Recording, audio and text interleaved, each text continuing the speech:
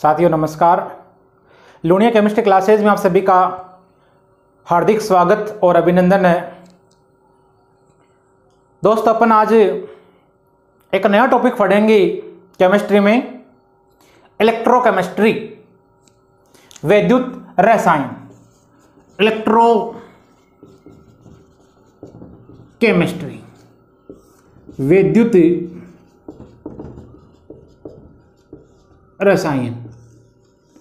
दोस्तों ये जो टॉपिक है इलेक्ट्रोकेमिस्ट्री टॉपिक है, इस टॉपिक की बात करें अपन तो कोई भी कंपटीशन एग्जाम हो, चाहे बोर्ड की एग्जाम हो, चाहे आप बात करें आईआईटी की, चाहे बात करें नीट की, इसके अलावा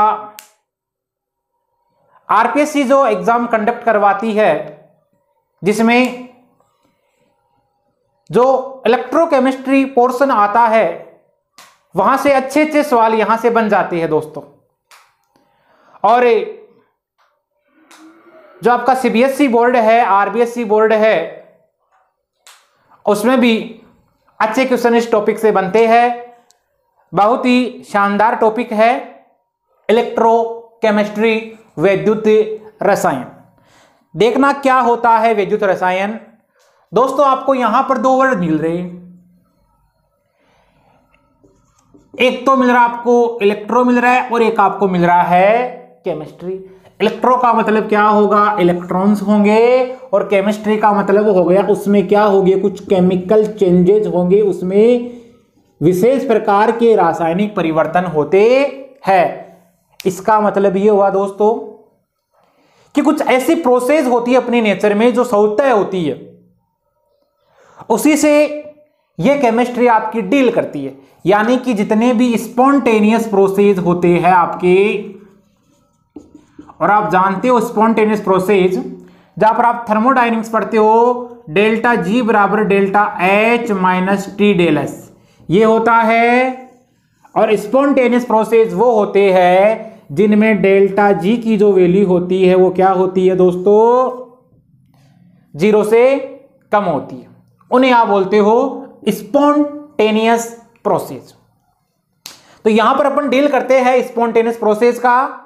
और जो इलेक्ट्रोकेमिस्ट्री ब्रांच है यहां पर अपन क्या कर सकते हैं, स्पॉन्टेनियस कुछ केमिकल रिएक्शन होगी और उस केमिकल रिएक्शंस में क्या होंगे, कुछ परिवर्तन होंगे।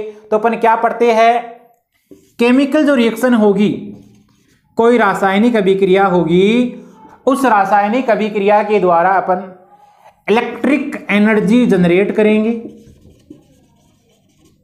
उससे इलेक्ट्रिक एनर्जी जनरेट करते हैं। और दोस्तों कहीं पर अपन क्या करेंगे, इलेक्ट्रिक एनर्जी होगी, उससे क्या करेंगे, केमिकल एनर्जी जनरेट करते। इसका मतलब ये हुआ कि यह एक प्रकार की फिजिकल केमिस्ट्री की ब्रांच होती है।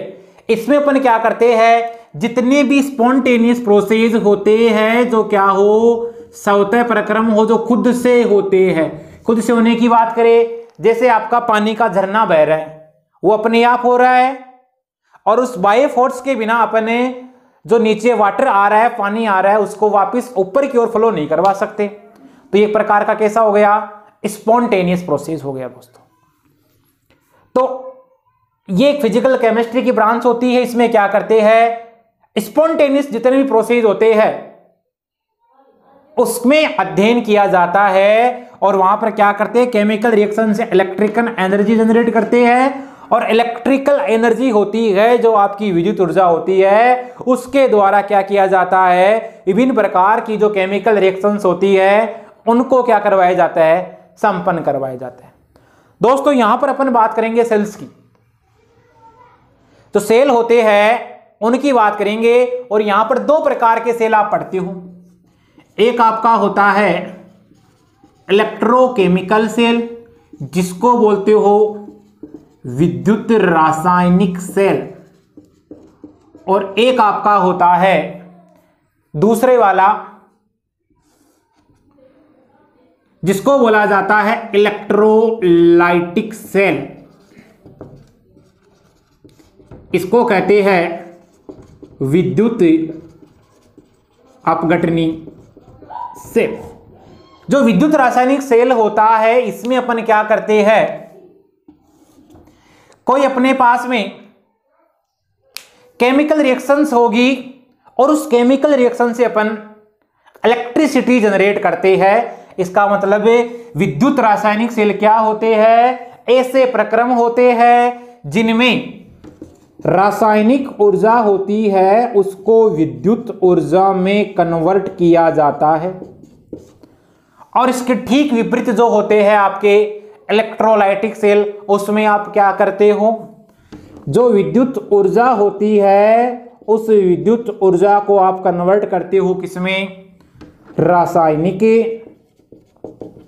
ऊर्जा में। तो ये होते हैं दोस्तों दो प्रकार के सेल, एक आपके इलेक्ट्रोकेमिकल सेल होते हैं और एक आपके होते हैं इलेक्ट्रोलाइटिक सेल। चलिए, विद्युत रासायनिक सेल में क्या करते हैं, कोई केमिकल रिएक्शंस होगी और उसके द्वारा अपन इलेक्ट्रिसिटी जनरेट करते हैं, उसके द्वारा कोई विद्युत ऊर्जा उत्पन्न करते हैं। जबकि यहां पर क्या होगा, इसके ठीक विपरीत होगा। इलेक्ट्रोलाइटिक सेल में क्या होता है कि विद्युत ऊर्जा होती है, कोई इलेक्ट्रिक एनर्जी होती है, उसके द्वारा अपन क्या करते हैं, कोई केमिकल एनर्जी बनाते। चलिए दोस्तों, और ये जो प्रोसेस होती है वो स्पॉन्टेनियस होती है, स्वतः होती है, खुद से होती है। चलिए देखना दोस्तों, यहां पर ये जो विद्युत रासायनिक सेल और इलेक्ट्रोलाइटिक सेल है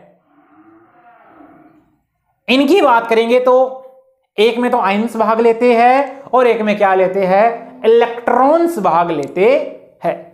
दोस्तों आज अपन जो विशेष बात करने जा रहे हैं वो बात करेंगे इलेक्ट्रोकेमिकल सेल की, विद्युत रासायनिक सेल की, इसके बारे में पढ़ेंगे डीपली। चलिए देखना दोस्तों, बात करते हैं अपन इलेक्ट्रोकेमिकल सेल।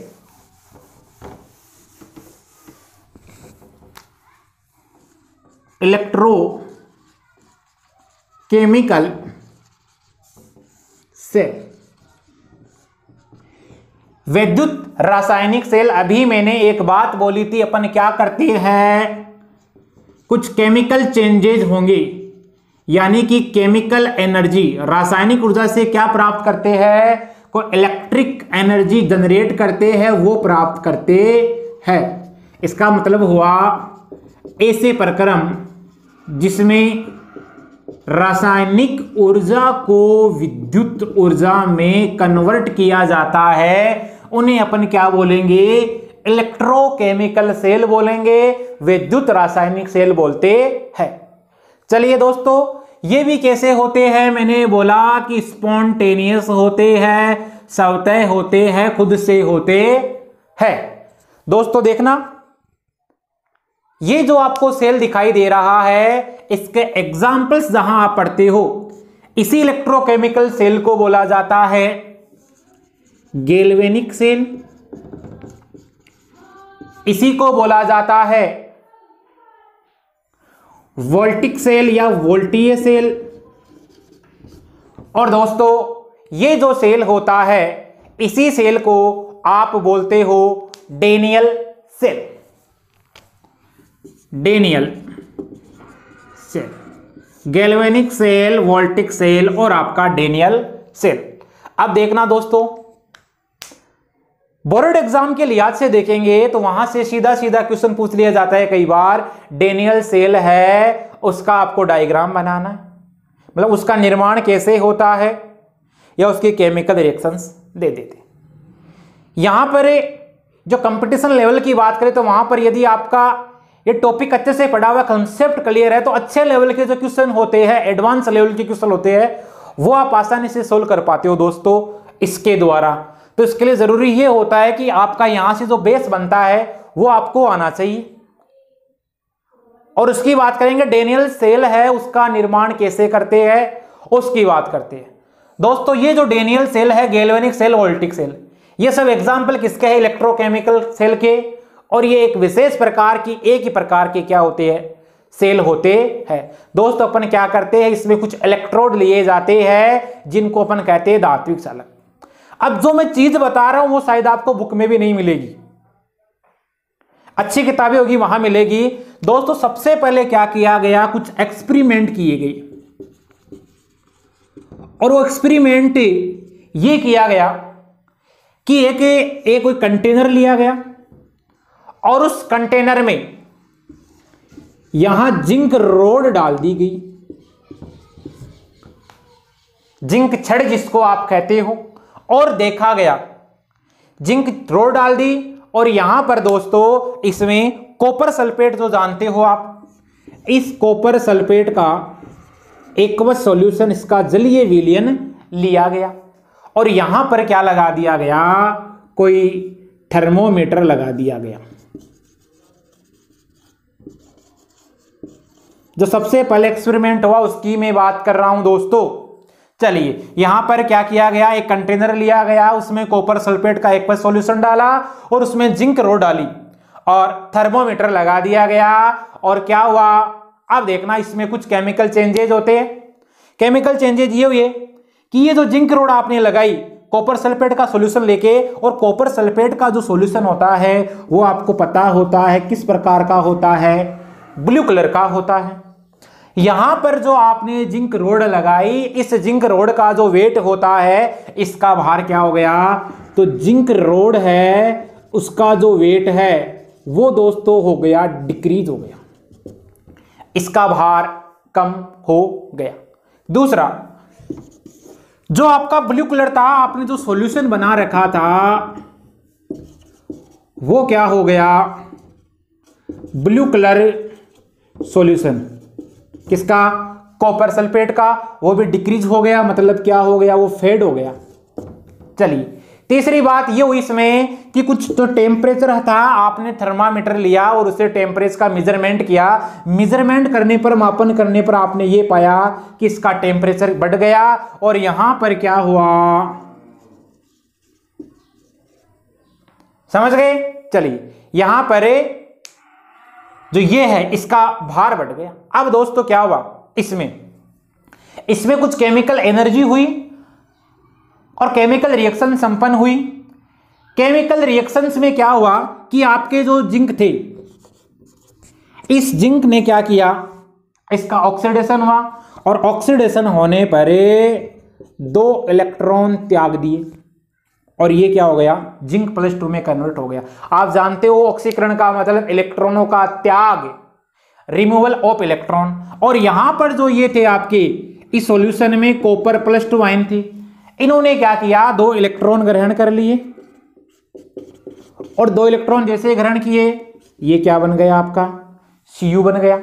और ये था, आपको पता है यहां पर ये जो Cu+2 ये कैसा था दोस्तों, आपका ब्लू कलर सॉल्यूशन था और वो ब्लू कलर सॉल्यूशन जब कॉपर में कन्वर्ट हुआ, समझ गए, मतलब यहां प्रोसेस होने के बाद में, केमिकल रिएक्शन होने के बाद में कैसा हो गया, रेड। तो यहां पर आपका क्या बन रहा था, रेड प्रेसिपिटेट बन रहा था, अवक्षेप आ रहा था, इसलिए जो ब्लू था वो आपका रेड। अब देखना दोस्तों, ये आपका सॉलिड था और ये किस में चला गया था, एक्वस में चला गया। ये आपका कैसा था, एक्वस था और ये कैसा हो गया, सॉलिड हो गया। अब नेट रिएक्शन आप इसकी लिखते हो तो ये पाते हो, क्योंकि आपको क्या करना है, जब भी नेट रिएक्शन लिखी जाती है तो इसको आपको कैंसिल आउट कर देना है इलेक्ट्रॉनों को, और इलेक्ट्रॉनों को कैंसिल आउट करने के बाद में इनका क्या करना, आपको आपस में योग करना है। दोस्तों इसमें कुछ प्रॉब्लम्स थी और यहां पर क्या हुआ कि डायरेक्ट रेडॉक्स रिएक्शन आपने जो करवाई वो सेम कंटेनर में हो रही है और सेम कंटेनर में होने के कारण यहां से कुछ एनर्जी हो रही है, वो रिलीज हो रही है, जिसके कारण हीट उत्पन्न हो रही है और टेम्परेचर बढ़ रहा है। देखो क्या हुआ, यहां पर डायरेक्ट रेडॉक्स रिएक्शन होगी और वो रेडॉक्स रिएक्शन आपकी सेम कंटेनर जो आपने लिया, जो पात्र लिया उसमें हो रही है। समझ गए मेरी बात को, सेम कंटेनर में लेने के कारण आप क्या देख पा रहे हो दोस्तों, यहां से एनर्जी रिलीज होगी, ऊर्जा बाहर निकलेगी। अब आपको पता है एनर्जी यदि रिलीज हो रही है तो यहां पर हीट भी उत्पन्न हो रही है, क्या हो रही है, और हीट उत्पन्न हो रही है, समझ गए, इसलिए ये प्रॉब्लम हो रही थी इसमें। अब इसी प्रॉब्लम को सोल्व करने के लिए आगे इलेक्ट्रोकेमिकल सेल बनाया गया और उसकी बात करते हैं डैनियल सेल की। ये तो इससे पहले जो प्रारंभ में एक्सपेरिमेंट किया गया मैंने उसकी बात की है। और उसके बाद में जब एडवांस लेवल की बात करते अपन तो उधर की ओर चलेंगे और अब बनाते हैं अपन आपका डेनियल सेल बनाते हैं। और ये एग्जाम्पल है आपका वोल्टिक सेल का या वोल्टीय सेल का और गैल्वेनिक सेल का। देखो दो वैज्ञानिक थे, एक था वोल्टा नामक वैज्ञानिक और एक दो वैज्ञानिक था गैल्वेनिक नामक वैज्ञानिक। इन्होंने क्या किया, ये सेल बनाया सबसे पहले डेनियल सेल। फिजिक्स में आप अच्छे से पढ़ते हो सेल का निर्माण कैसे होता है और यहां पर होता है कि उसमें जो रिएक्शंस होती है वो कैसे होती है, उसकी प्रोसेस होती है सेल की वो कैसे होती है। चलिए दोस्तों देखना, अपन बात करेंगे आज जिस सेल की बात करने जा रहे हैं उसको बोला जाता है डेनियल सेल। देखिए दोस्तों, जो आपका डेनियल सेल होता है, यह डेनियल सेल इसका निर्माण करते हैं अपन और अपन जो सामान्यतः पढ़ते हैं जो काम में लेते हैं वो होता है आपका जिंक कॉपर सेल। अब इसके स्थान पर आप जिंक कॉपर तो एग्जाम्पल था डेनियल सेल का, यहां पर आप लिख सकते हो निकिल एजी सेल भी ले सकते हो, यहां पर आप ले सकते हो क्रोमियम लेड सेल भी ले सकते हो। समझ गए? तो ये तो दिस टाइप ऑफ एग्जाम्पल है किसका, डेनियल सेल का। और जिंक और कॉपर सेल का सबसे पहले निर्माण किया गया। दोस्तों क्या किया गया, एक कंटेनर लिया गया और सेम दो कंटेनर लिए गए। पहले तो पिछला जो मैंने बताया था उसमें तो एक था, यहां पर क्या हुआ कि दो कंटेनर लिए गए। ये चलिए दोस्तों, ये ले लिए दो कंटेनर। इस कंटेनर में क्या किया गया, यहां पर कोई रोड लगा दी, कोई छड़ लगा दी और इधर भी कोई छड़ लगा दी। चलिए, इसका मतलब छड़ का मतलब इसमें इलेक्ट्रोड लगा दिए गए और ये जो इलेक्ट्रोड होते हैं ये मेटेलिक कंडक्टर होते हैं, आपके धात्विक चालक होते हैं जिनमें आपका कोई इलेक्ट्रोलाइटिक सॉल्यूशंस भरा रहता है। इलेक्ट्रोड क्या होते हैं, कोई धात्विक चालक होते हैं जिनमें विद्युत अपघटे डूबा रहता है। दोस्तों ये रोड लगा दी। अब देखना क्या किया गया, इधर लिया गया ये जो पात्र दिखाई दे रहा है, ये कंटेनर दिखाई दे रहा है, इसको मैं मान सकता हूं कंटेनर ए और इसको मान सकता हूं मैं दोस्तों कंटेनर बी। यहां पर जो लिया गया उसको बोला जाता है ZnSO4 सॉल्यूशन। इस जिंक सल्फेट का सॉल्यूशन लिया गया और ये सॉल्यूशन कैसा था, इसका एक्वस सॉल्यूशन था। समझ गए? चलिए इधर दोस्तों क्या लिया गया, कॉपर सल्फेट था, उस कॉपर सल्फेट का एक्वस सॉल्यूशन जानते हो, जलीय विलयन लिया गया। आई बात समझ में? चलिए दोस्तों, यहां पर ये जो आपको दिखाई दे रहा है ये आपकी होती है जिंक रोड, जिंक छड़, और इधर आप देख पा रहे हो ये आपकी होती है कॉपर रोड या कॉपर छड़। दोस्तों देखना आगे, यहां पर आपको एक कंसेप्ट बताऊंगा, लोन कंसेप्ट, जो केवल इलेक्ट्रोकेमिकल सेल में लागू होगा, इलेक्ट्रोलाइटिक में वो लागू नहीं होगा। यानी कि इसका मतलब वो लेफ्ट साइड आपका होता है उसमें ऑक्सीडेशन होता है और वो पार्ट आपका होता है एनोड होता है, वो हमेशा कैसा पार्ट होता है, नेगेटिव पार्ट होता है। चलिए दोस्तों, और यहां पर अपन ने इनको जोड़ दिया कोई गैल्वेनोमीटर के द्वारा। चलिए दोस्तों देखना, ये जो आपका ZnSO4 सॉल्यूशन था जो एक्वस था, इसका हो गया ऑक्सीडेशन। ये आपका जो पार्ट इधर दिखाई दे रहा है इसको बोलते हो आप एनोड, और ये जो आपका होता है वो क्या होता है, कैथोड होता है। दोस्तों ये जो इधर वाला एनोड हो गया, तो एनोड आपका कौन सा भाग हुआ, लेफ्ट वाला भाग हुआ, और कैथोड आपका कौन सा हुआ, राइट वाला भाग हो गया। ये जो एनोड है, एनोड पे क्या होगा, ऑक्सीडेशन होगा, और ऑक्सीडेशन की प्रोसेस के फलस्वरूप यहां पर ये प्रोसेस होगी कि ये जिंक है आपका, ये इलेक्ट्रॉन त्यागेगा, और इलेक्ट्रॉन त्यागने पर ये क्या होगा, यहां सॉल्यूशन में Zn+2 Zn+2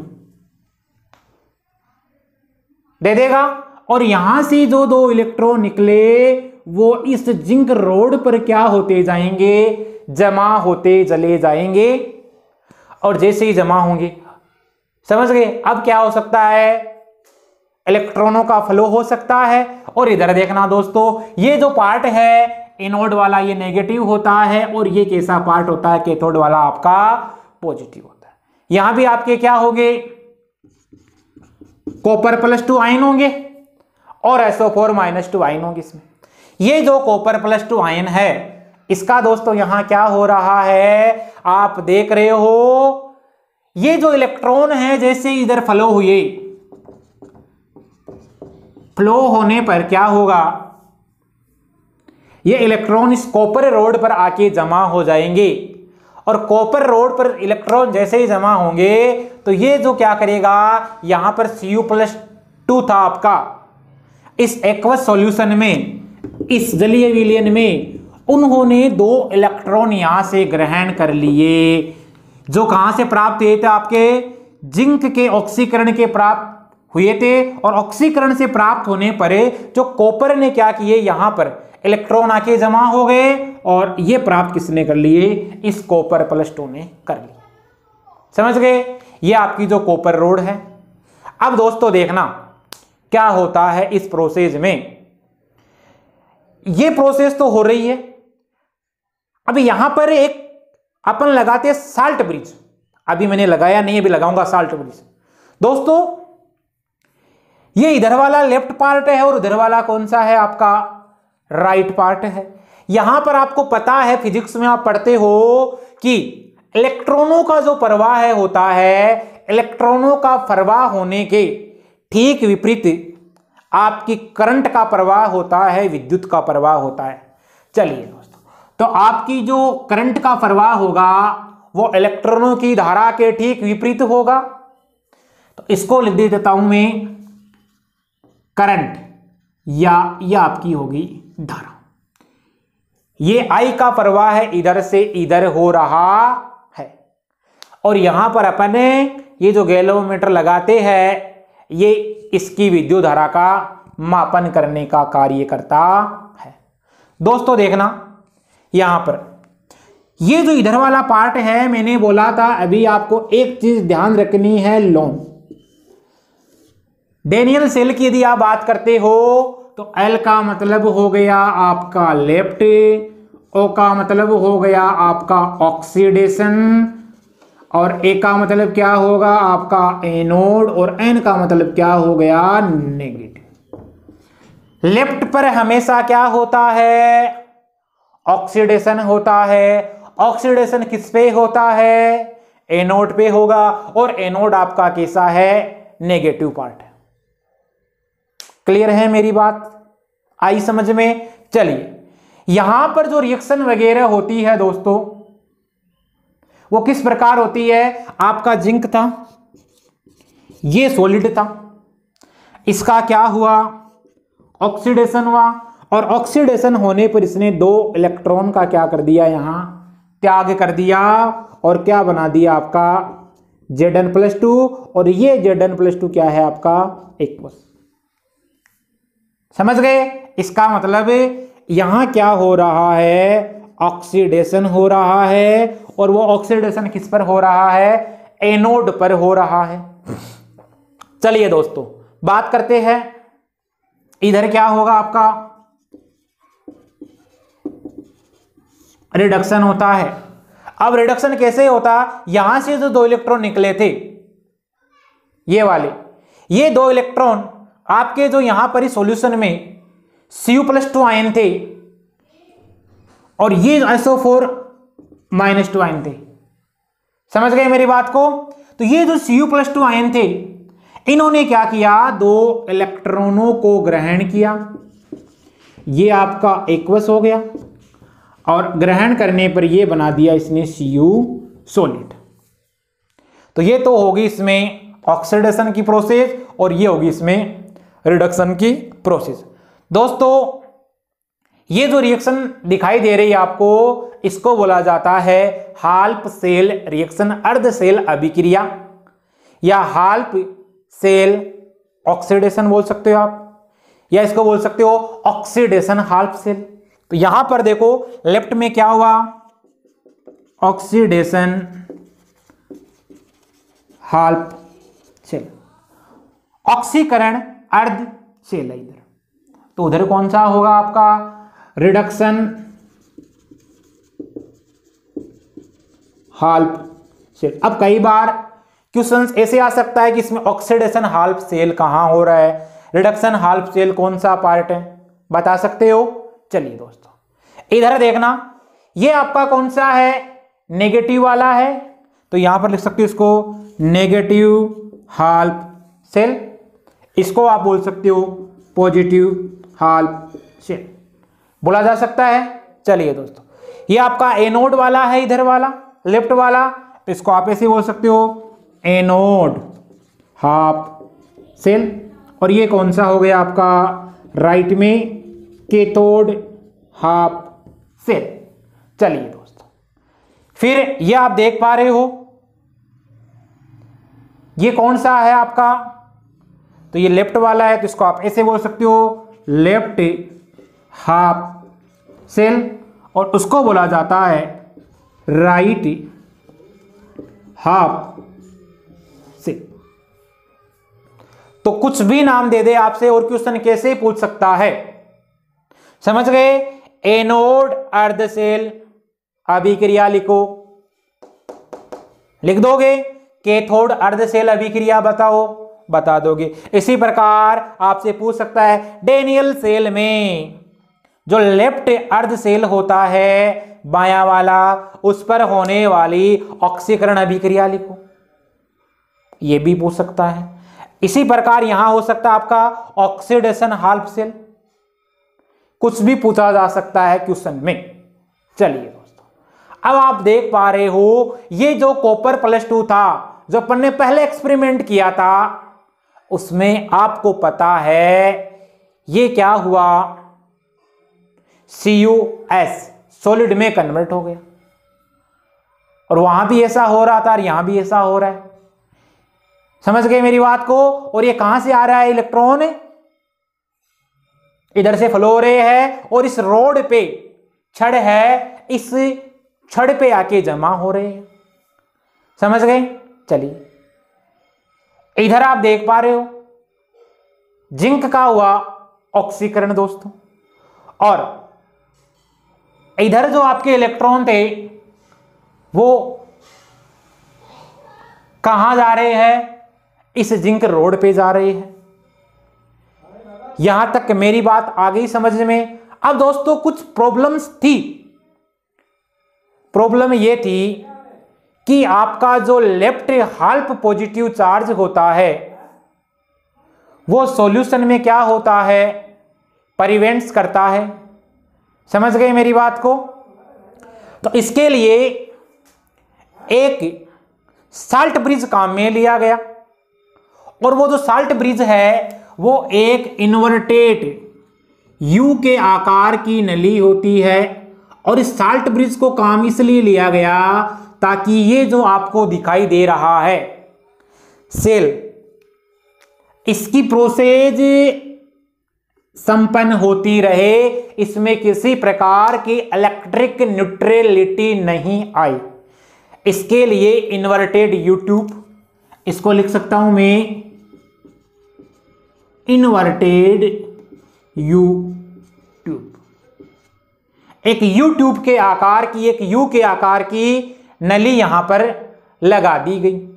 और दोस्तों ये जो यू ट्यूब ली गई, इस यू ट्यूब में आप यहां पर ये जो इन्वर्टेड यू ट्यूब है जो आप काम में ले रहे हो, इसमें आप किस किस का सॉल्यूशन भर सकते हो, तो यहां पर आप KCl ले सकते हो इलेक्ट्रोलाइट के रूप में। इसी प्रकार Na2SO4 यहां पर काम में लिया जा सकता है दोस्तों, KNO3 काम में ले सकते हो, पोटेशियम नाइट्रेट काम में ले सकते हो, और अमोनियम क्लोराइड काम में लिया जा सकता है। ये यहां पर आप साल्ट काम में ले सकते हो। इसमें दोस्तों ये जो इन्वर्टेड यू ट्यूब होती है, इसमें इनके अलावा एक होता है एगार एगार पाउडर, वो भर लिया जाता है। समझ गए? जैसे आटा होता है आपका, उस आटे के समान पाउडर होता है एगार एगार, वो भर लिया इस इन्वर्टेड यू ट्यूब में। और यहां पर कोई भी एक, ये जो दिखाई दे रहा है आपको इलेक्ट्रोलाइट, जिसको आप साल्ट बोलते हो, ये भर लिया दोस्तों। यहां पर मान लो मैंने KCl का साल्ट भर लिया, KCl का क्यों भरा उसका भी रीजन देख लेते हैं। और यहां पर जो इसके दोनों सिरे आपको दिखाई दे रहे हैं, इनको मैंने किसी रुई से या सरेंद्र डाट से बंद कर दिया, जिसमें कुछ छिद्र हो। ये क्या लगा दी मैंने, कोई सरेंद्र डाट लगा दी यहां पर, इसका मतलब ये रुई लगा दी।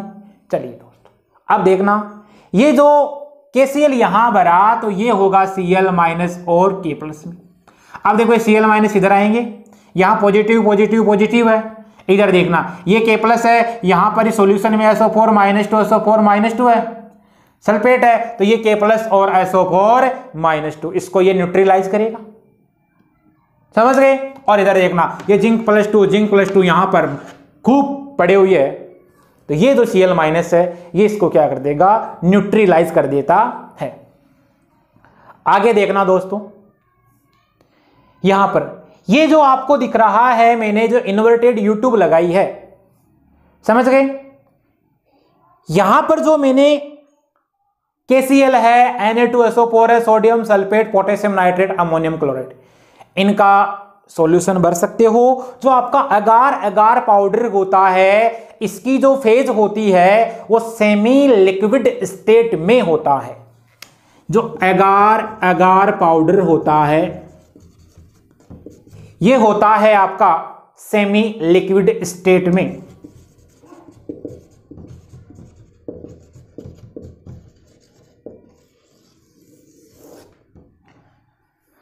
दोस्तों आपसे बोर्ड एग्जाम में सीधा सीधा क्वेश्चन पूछा जा सकता है, या कंपटीशन लेवल पर भी अच्छे क्वेश्चन बन सकते हैं, कि आपका जो साल्ट ब्रिज आपने लगाया है उसका वर्क क्या होता है। देखना दोस्तों, साल्ट ब्रिज का पहला वर्क यह है कि ये क्या करता है, जो आपकी इलेक्ट्रिकल न्यूट्रलिटी होती है उसको बनाए रखता है, यानी मेंटेनेंस रखता है, उसको मेंटेनेंट रखता है। विद्युत उदासीनता होती है जो आपकी हाल्फ सेल की, उसको ये बनाए रखता है दोस्तों। साथ ही ये क्या करता है, इस सर्किट को भी कंप्लीट करेगा, क्योंकि देखना इलेक्ट्रॉन यहां फ्लो हो गए, वो इस प्रकार चलते रहेंगे, तो ये आपका क्या बन गया, एक सर्किट बन गया, क्लोज सर्किट बन गया, उसको भी कंप्लीट करता है।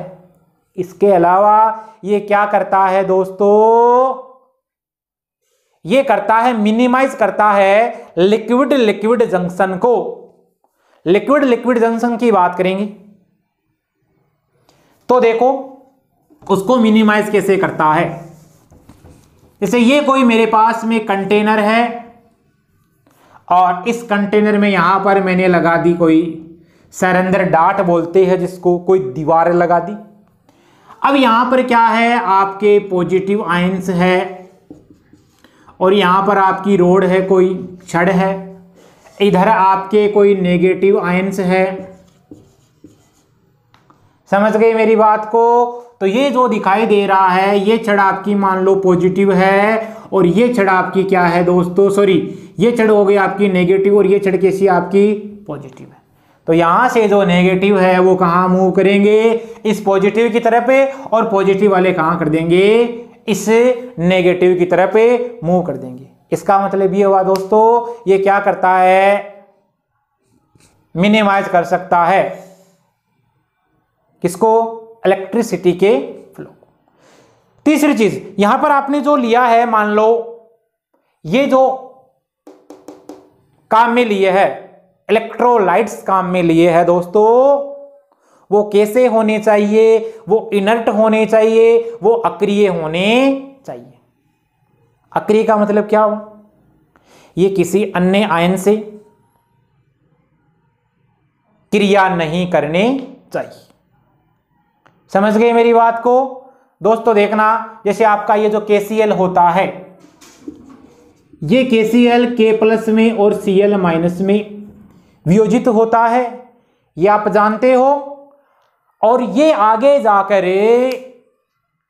किसी दूसरे आयन के साथ में क्रिया नहीं करना चाहिए। क्रिया कैसे की? दोस्तों देखना, जैसे यहां पर Zn+2 बना आपका, समझ गए मेरी बात को? अब ये Zn+2 क्या करेगा? 2 इलेक्ट्रॉन ग्रहण कर लेगा और 2 इलेक्ट्रॉन ग्रहण करके जिंक में कन्वर्ट हो जाएगा। आई बात मेरी समझ में? चलिए, जिंक ने 2 इलेक्ट्रॉन ग्रहण किए, Zn+2 था, एकवश था, और उसने क्या बना लिया? Zn बना लिया। अब दोस्तों यहां पर जो आपके Cl- आयन्स थे, क्या कर लिया उन्होंने? क्रिया कर ली इसके साथ में, और आपका क्या बना लिया? एक ZnCl2 बना लिया दोस्तों। इसलिए यहां पर आप यदि काम में लेते हो तो वो कैसा होना चाहिए? वो इनर्ट होना चाहिए, वो अक्रिय होना चाहिए। चलिए दोस्तों, यहां तक मेरी बात समझ में आई? वो नॉन रिएक्टिव होना चाहिए।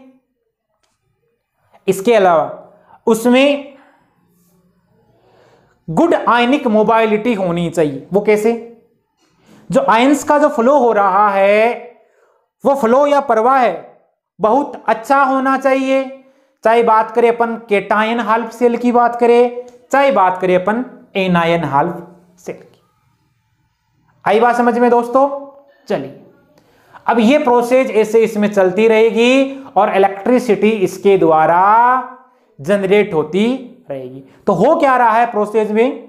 आपकी जो केमिकल एनर्जी थी, उस केमिकल एनर्जी के द्वारा उसमें कुछ केमिकल रिएक्शंस हो रही है, कुछ रासायनिक अभिक्रिया हो रही है, और उसी रासायनिक अभिक्रियाओं द्वारा आपकी इलेक्ट्रिक एनर्जी प्राप्त हो रही है, इलेक्ट्रिसिटी जनरेट हो रही है। क्लियर है यहां तक? चलिए दोस्तों, ये जो सेल है इसको बोला जाता है डेनियल सेल। अब दोस्तों आपसे पूछे कि इसकी नेट सेल रिएक्शंस क्या होती है, तो नेट सेल रिएक्शन लिखेंगे अपन। देखना,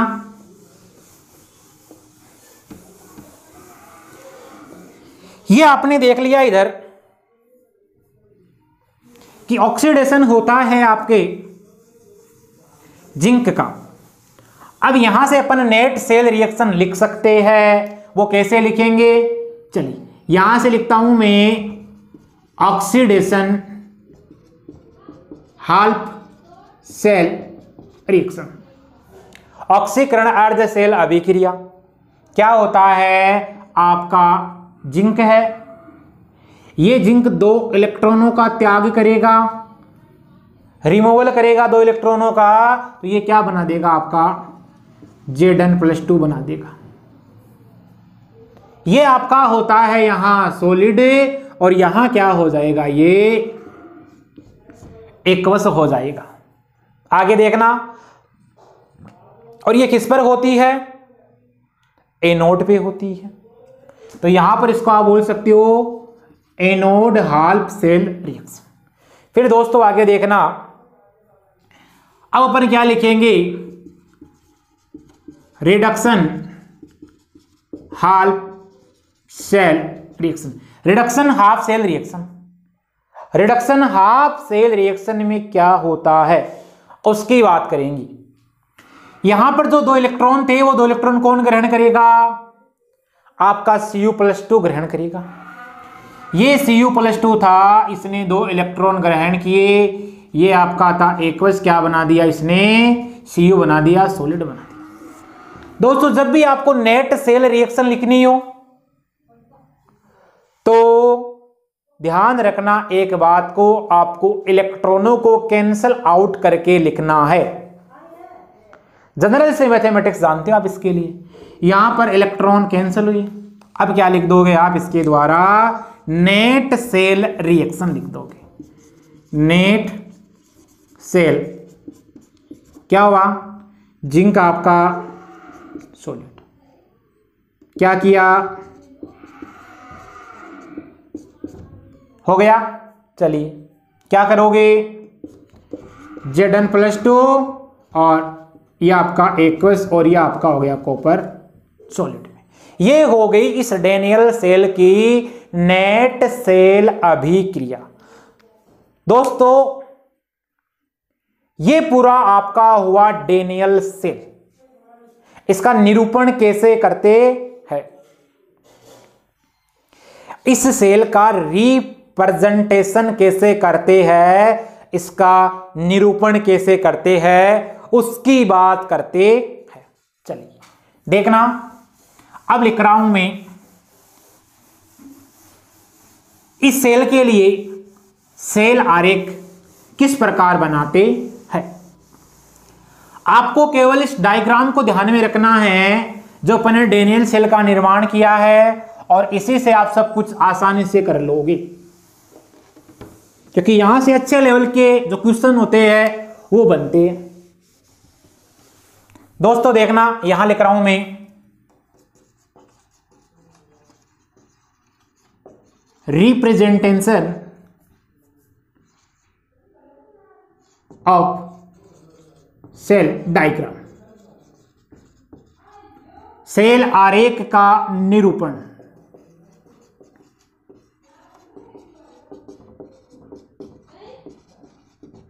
दोस्तों सेल आरेख का निरूपण करने के लिए आपको जो पीछे अपने डेनियल सेल का निर्माण किया है वो ध्यान में होना चाहिए, उसी के द्वारा आप आसानी से कर सकते हो।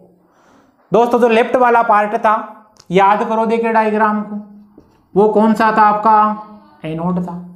एनोड पे आपका क्या था, जिंक था। जिंक का क्या हो रहा था, ऑक्सीडेशन हो रहा था। इतनी बात आप ध्यान दे लेना, उसके बाद में बिल्कुल सेल आरेख बनाना इजी रहता है। चलिए दोस्तों, यहां पर आप लेते हो काम में कैथोड लेते हो, जो कौन सा होता है, तो ये तो हो गया आपका लेफ्ट वाला पार्ट, और ये कौन सा होता है आपके राइट वाला पार्ट, जो कौन सा होता है, कैथोड होता है। दोस्तों यहां पर क्या होता है, आपका कॉपर होता है, और इसका क्या होता है, रिडक्शन होता है। तो एनोड का हो गया ऑक्सीडेशन, समझ गए, और कैथोड पर क्या हो गया, रिडक्शन हो गया। चलिए अब आप क्या देखते हो, इसकी सेल रिएक्शन आपको याद होनी चाहिए। इसके लिए अपन क्या करते हैं, जब भी सेल आरेख बनाते हैं तो अपने पास में आपको पता है इस तरफ क्या था, आपका कोई मेटल आयन था, और वो मेटल आयन किसमें कन्वर्ट हो रहा था, इलेक्ट्रॉन त्यागने के बाद में। तो मैं लिख सकता हूं कोई मेटल आयन था, उसने क्या किए, एन इलेक्ट्रॉन त्यागे और बना लिया Mn+। फिर क्या होता है आपका, ये M जिस पर पॉजिटिव चार्ज है, जिस पर आयंस उपस्थित है, ये क्या करेगा, N इलेक्ट्रॉन ग्रहण करेगा और क्या बना लेता है, आपका M बना लेता है।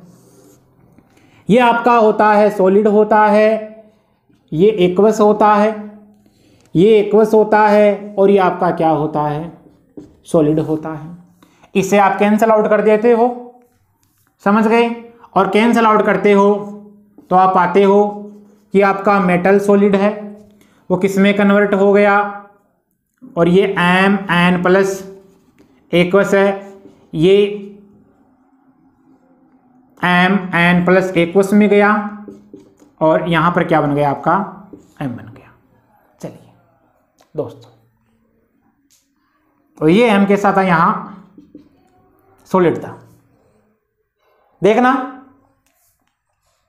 अपन सेल आरेख बनाते हैं तो इस तरफ हमेशा लिखा जाता है ऑक्सीडेशन पार्ट को, और उधर क्या लिखा जाता है, रिडक्शन वाले पार्ट को।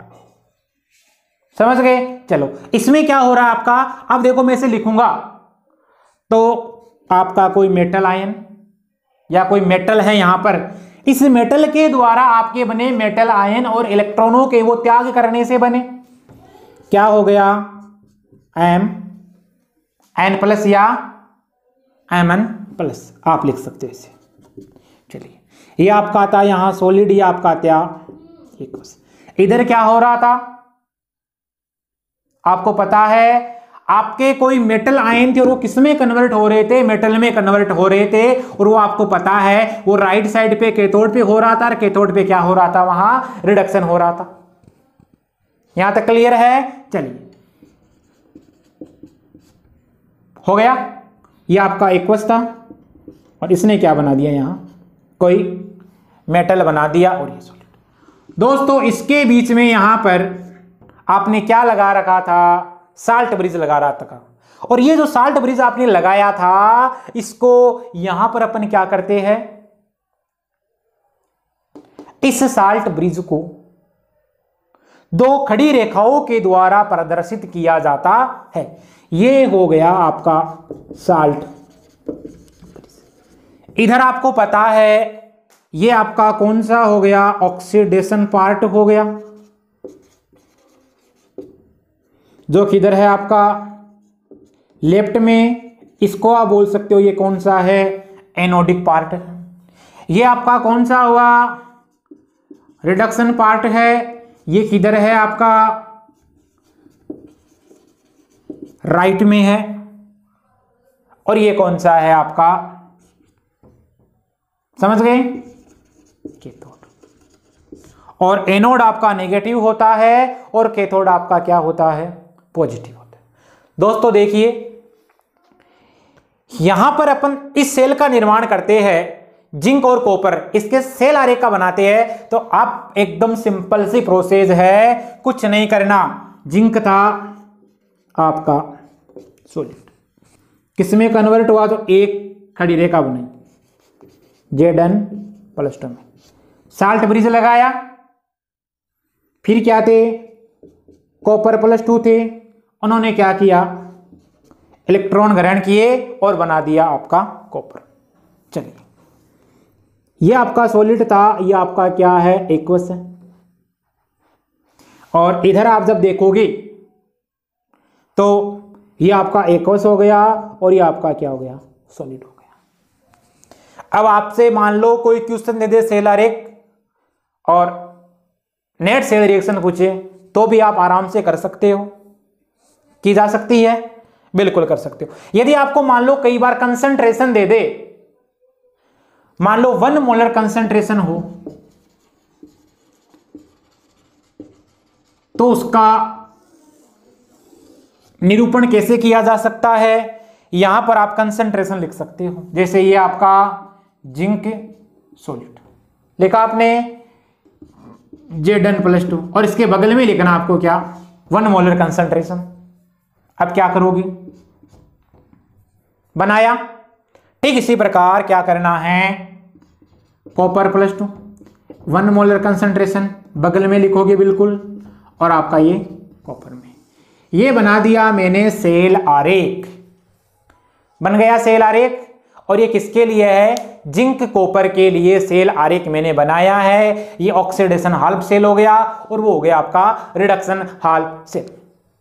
चलिए दोस्तों, अब आपको मैं कुछ क्वेश्चंस दे रहा हूं, और उस क्वेश्चन से आपको पहले तो नेट रिएक्शन लिखनी है, और नेट रिएक्शंस लिखने के बाद में अब क्या करना पड़ेगा आपको, उसके बारे में बताना है कि सेल आरेख देते हुए। चलिए करते हैं कुछ अच्छे लेवल के क्वेश्चन, एक दो क्वेश्चन बताता हूं मैं। और मैंने एक बात बोली थी कि इलेक्ट्रॉन है उन सबको आपको क्या करना है, कैंसिल आउट कर देना है। चलिए दोस्तों क्वेश्चंस करते हैं अपन। आपका क्रोमियम +3 में गया, आप जानते हो इसको बोलते हो आप क्रोमस और जहां +3 स्टेट होती है उसको बोला जाता है क्रोमिक। ये क्या है आपका Pb+2 और ये Pb। मामला क्लियर? आई बात समझ में? चलिए, ये मेरे पास में इधर सेल आरेख बनाया हुआ है, तो ये कौन सा सेल हो गया? CrPb सेल हो गया। इसके लिए मैं क्वेश्चन ये दिया है कि इसकी नेट सेल रिएक्शन आपको लिखनी है। इसी की नेट सेल रिएक्शन आपको लिखनी है, वो कैसे लिखोगे? और इसी प्रकार दूसरा क्वेश्चन जो मैं दे रहा हूं, क्वेश्चन ये है, ये पहला क्वेश्चन है, और दूसरा क्वेश्चन है जो निकिल आपका सिल्वर सेल होता है उसकी आपको नेट रिएक्शन लिखनी है। चलिए, निकिल +2 में गया और आपका सिल्वर होता है वो Ag में गया। क्लियर है मामला यहां तक? चलिए, ये आपका सॉलिड है, ये एक्वस है, ये एक्वस है, और ये आपका हो गया सॉलिड। क्वेश्चन मैंने आपसे पूछा है इन दोनों के लिए आपको नेट सेल रिएक्शन लिखनी है। एक बार वीडियो को पॉज कीजिए और फिर मेरे को आंसर करके बताइए। चलिए कीजिए, वीडियो को पॉज कर लिया। चलो दोस्तों, इसके लिए लिखते हैं अपन नेट सेल रिएक्शन। देखो, आपको पता है निकिल है, वो निकिल +2 में गया, इसका मतलब ऑक्सीकरण अंक में वृद्धि हो रही है, और ऑक्सीकरण अंक में यदि वृद्धि होती है तो उसको बोला जाता है ऑक्सीडेशन। इधर आप देख पा रहे हो Ag+ ये किस में चला गया? 0 में चला गया। इसका तो हमेशा क्या हो रहा है? ये ऑक्सीडेशन हो रहा है, और इसका यहां क्या हो रहा है? रिडक्शन हो रहा है। अब क्या करोगे? निकिल, इसने क्या किया? 2 इलेक्ट्रॉनों का त्याग किया, और त्याग करने पर आपका बना दिया Ni+2। मामला क्लियर? ठीक इसी प्रकार आपका Ag+ था, इसने क्या किए? इलेक्ट्रॉन ग्रहण किए, ये आपका एक्वस होता है, और क्या बना दिया इसने? Ag बना दिया। मामला क्लियर है? चलो, ये आपका सॉलिड। अब आप ये तो आपको पता है, ये आपकी होगी हाल्फ सेल रिएक्शन, और कौन सी वाली हुई? ऑक्सीडेशन। तो आप लिख सकते हो हाल्फ सेल ऑक्सीडेशन। इसको लिखा जा सकता है हाल्फ सेल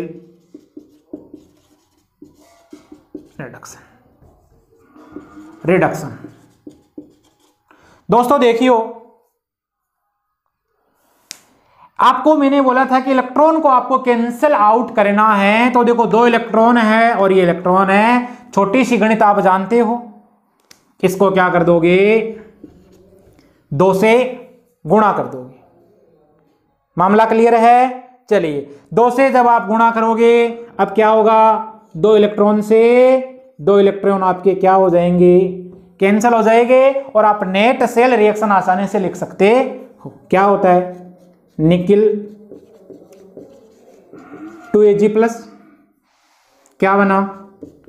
निकिल +2, आपका एक्वस और आपका Ag, जिसका रिडक्शन हुआ और वो 0 ऑक्सीडेशन स्टेट में चला गया। ये आपका सॉलिड, और ये आपका एक्वस हो गया, और ये आपका हो गया सॉलिड। चलिए, लिख ली नेट सेल रिएक्शन। अब देखना अपने को करना क्या है, ये जो ऊपर वाला क्वेश्चन मैंने दे रखा है CrPb सेल, इसके लिए आपको नेट सेल रिएक्शन लिखनी है और तुरंत प्रभाव से आंसर बताना है। वीडियो को पूछ करो और आंसर बताओ। कर लिया? चलिए करते हैं, इसी को करते हैं।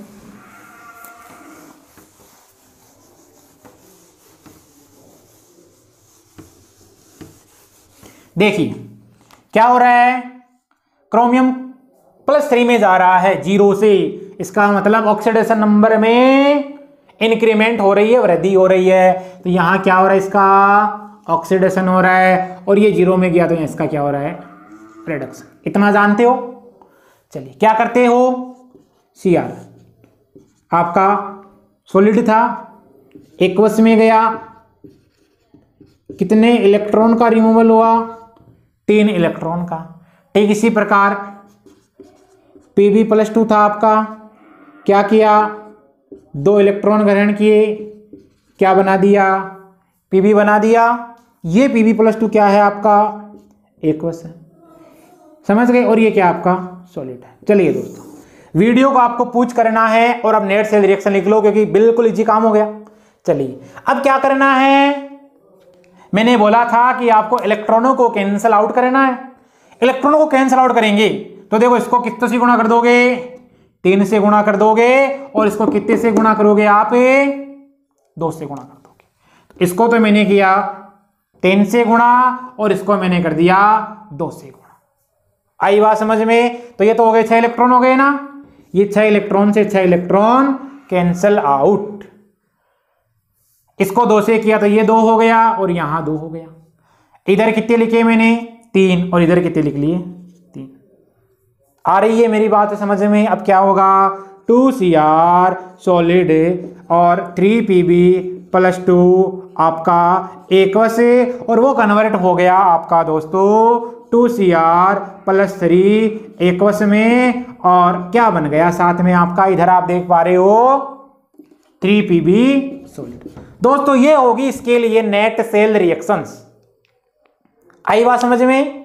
अब देखो, ये आपका था डेनियल सेल। इस डेनियल सेल की मैकेनिज्म कैसे होती है, उसकी रिएक्शन अपन कैसे लिखते हैं, अब नेक्स्ट क्लास में अपन बात करेंगे इससे आगे की सेल का विभव ज्ञात करना। तो दोस्तों यदि ये वीडियो आपको पसंद आ रहा है तो अपने यार दोस्तों में इसको अधिक से अधिक शेयर कीजिए, लाइक कीजिए, और जो कमेंट बॉक्स है उसमें कमेंट दीजिए। दोस्तों हमने एक टेलीग्राम चैनल बना रखा है, आप गूगल प्ले स्टोर से जाकर उस टेलीग्राम चैनल से डायरेक्ट जुड़ सकते हो, या आपको डिस्क्रिप्शन बॉक्स में लिंक दे रखा है, आप वहां से भी जुड़ सकते हो। दोस्तों थैंक यू।